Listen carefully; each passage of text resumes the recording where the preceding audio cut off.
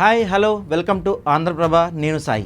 ఏపీలో బీజేపీ విషయంలో అటు చంద్రబాబు ఇటు జగన్ గట్టిగా పోటీ పడుతున్నారు. నిజానికి వైసీపీ చూస్తే మేము ఒంటరిగా పోటీ చేస్తున్నామని చెప్తున్నా కేంద్రంలోని బీజేపీ అండ ఉందనే నిబ్బరంతో ఇంతకాలం ఉందని అంటున్నారు. అయితే బీజేపీ కూడా టీడీపీతో పొత్తు విషయంలో వ్యతిరేకంగా ఉంది అనే ఒక ప్రచారం కూడా సాగుతుంది. దాంతో వైసీపీ కూడా బేఫికర్గా అన్నట్లుంది వాళ్ళ పరిస్థితి.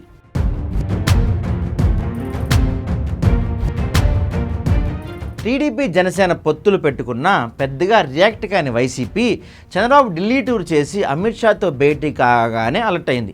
ఆ మరుసటి రోజే జగన్ ఢిల్లీ టూర్ వెళ్ళారు. మరి ఇంత హడావిడిగా ఆయన ఢిల్లీ ఎందుకు వెళ్ళారు, ప్రధాని మోడీతో ప్రత్యేకంగా ఎందుకు భేటీ వేశారన్నది కనుక చూస్తే చాలా విషయాలు దీని వెనుక ఉన్నాయని అంటున్నారు.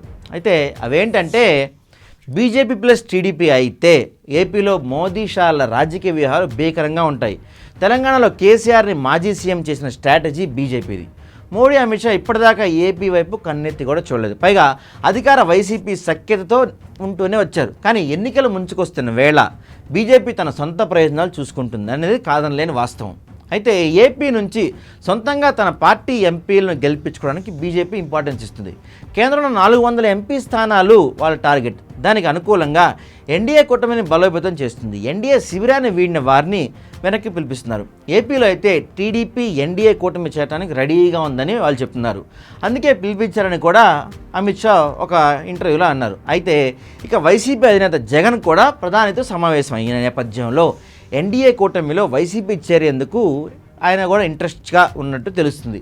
మరి ఈ వార్తలు ఎంత నిజమో తెలియదు, కానీ ఇదే కనుక నిజమైతే బీజేపీకి వైసీపీ బంపర్ ఆఫర్ ఇచ్చినట్లు టాక్. ఇప్పటిదాకా వైసీపీ హిస్టరీలో మరే పార్టీతోనూ వాళ్ళు పొత్తు పెట్టుకోలేదు. కానీ ఇప్పుడు బీజేపీతో కలిసి నడిచేందుకు వైసీపీ ప్రయత్నిస్తుందా అన్న చర్చ కూడా సాగుతుంది.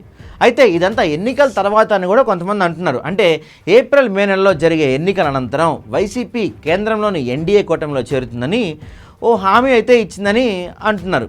అంతేకాదు రాజ్యసభలో కూడా మొత్తం 11 ఎంపీల బలం వైసీపీకి ఉంది.